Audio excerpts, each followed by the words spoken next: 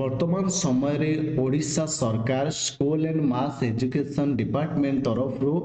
teacher नियुक्ति पाई गोटे resolution प्रकाश पाई जेपरी वर्तमान समय रे regular high school teacher recruitment रो प्रोसेस जारी रही जो कि 7040 पदवीर नियुक्ति करा जिवो किंतु अपकमिंग समय रे एई वर्ष 2023 मसिया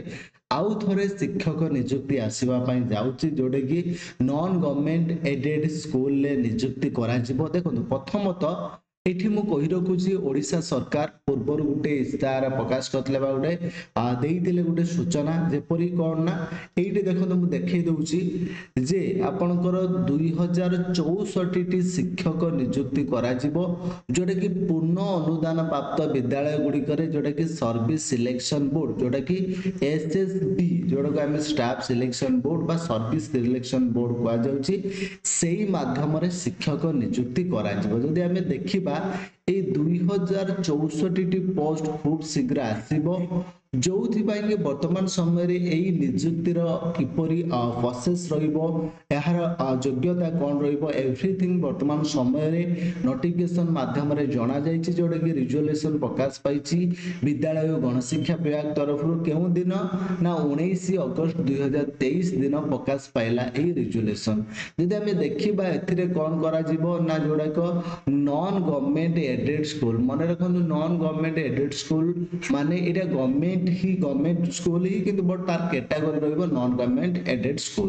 प्रथम तो मन रखु ये आपंकर रेगुलर टीचर रिक्रुटमेंट करा जो परे आपंकर हाई स्कूल टीचर सेम जिनस रहिबो सेम सैलरी रहिबो सेम योग्यता रहिबो एथिरे कोनोसी भी परिवर्तन करा जिवो नाही जो जिनस परिवर्तन करा जिवो सेही जिनसटा मु आलोचना करिम प्रथमे देखो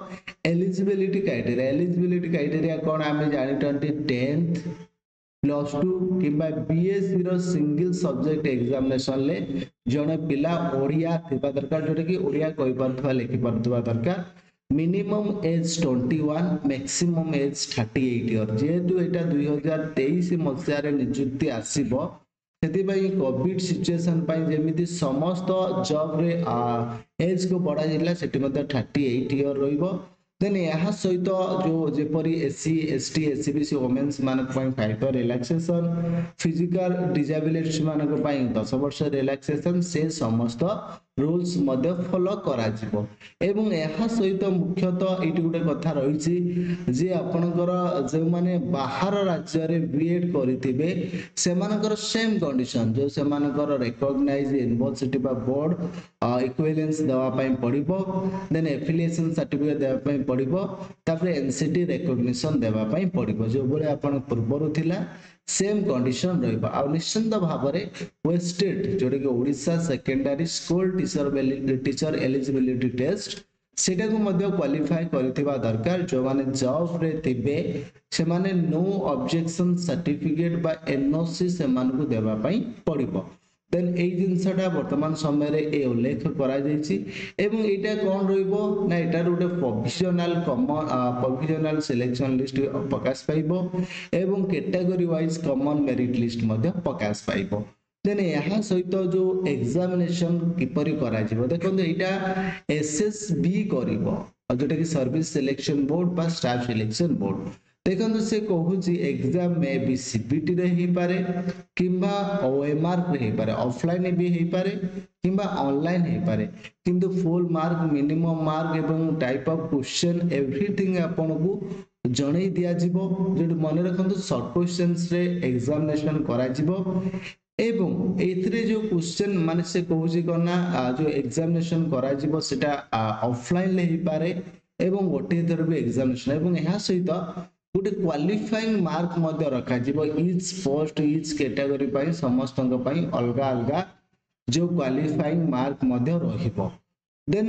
एथरे प्रीलिम्स एग्जामिनेशन हेबो बा गोटे एग्जाम हे पारे किबा दुईटी एग्जाम हे पारे बट एग्जाम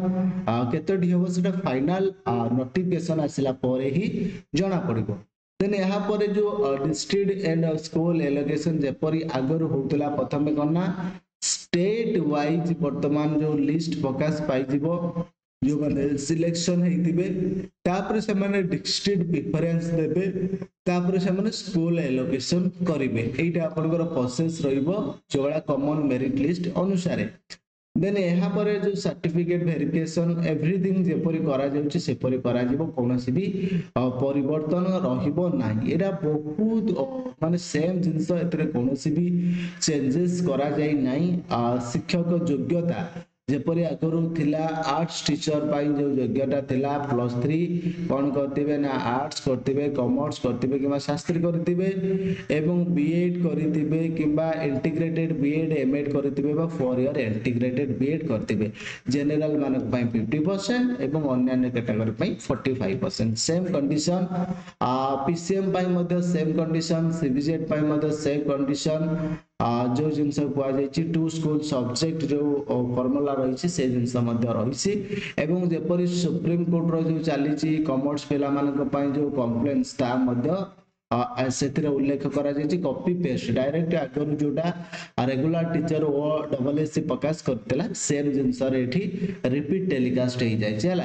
तापर देखंतु कोन रही ना क्लासिकल टीचर ठीक सेमिति जो क्लासिकल टीचर हिंदी मध्य सेमिति रही उर्दू टीचर पीटी टीचर देखंतु जेमिति कोनोसी मार्क माने आवश्यक ना +2 रे किंबा सीपेट बा बीपेट बा डिफेट एगुडी करे कोनोसी मार्क आवश्यकता नाही नॉर्मली सेमिति ही आपण करि परिबे किछि भी असुविधा हेबो नाही जोटा कि सी पेड कोर्स एटा को करि परिबे बीपेड डिफेड एउडा एमपेड जहां भी करथिला आपण एलिजिबल हे परिबे एटा रेगुलर टीचर रहिबो रेगुलर मोड रे रिक्रूटमेंट करा जिवो जेमिति 34000 जोटा कि आपनकर 35400 रहिछि बेसिक पे सेमिति रहिबो पूरा सेम कोनोसी भी नॉन गवर्नमेंट एडेड भाबी किछि डाउट रहतबो किछि एतरे प्रॉब्लम नाही सेम टू सेम कोनोसी भी असुविधा नाही वर्तमान समय रे ए नियुक्ति आसीबार बहुत सारा चांस रहिछि काहे ना ऑलरेडी मध्ये आगुआ इलेक्शन माने बहुत आगु इलेक्शन हबो बोली मध्ये तार मध्ये सूचना गलानी जे डिसेंबर माने सेप्टेम्बर मासरे जोटा कि भांगेबार अछि विधानसभा एवं डिसेंबर रे इलेक्शन हबार बहुत चांस रहउछि सेति पई वर्तमान समय रे नियुक्ति आसीबार मध्ये बहुत सारा चांस रहउछि एई थिला गुटे छोटिया अपडेट जदि भल लागि से लाइक करो निजर फ्रेंड्स मानक सहित शेयर करिवो एवं आ गुटे कथा अपकमिंग समय रे मध्ये आउरी बहुत सारा नियुक्ति आसीबा पई जाउछि जेपरि मु कहि रखुछि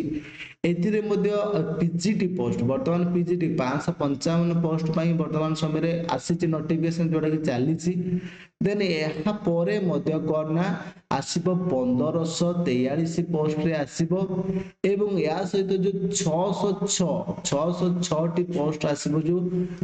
सब माने जो हाई स्कूल रे जो कॉलेज खोलिला बा हायर सेकेंडरी स्कूल हैला सेतिरे मध्ये पोस्ट आसीबो बहुत सारा वैकेंसी आपन को देखिया पाई मिलिबो अपकमिंग ईयर रे निश्चित भाव रे निजर प्रिपरेशन चालू रखदो प्रिपरेशन के बे बंद करिवेनी एई थिला डिटेल्स इंफॉर्मेशन जदि अपडेट भल लागि से लाइक करो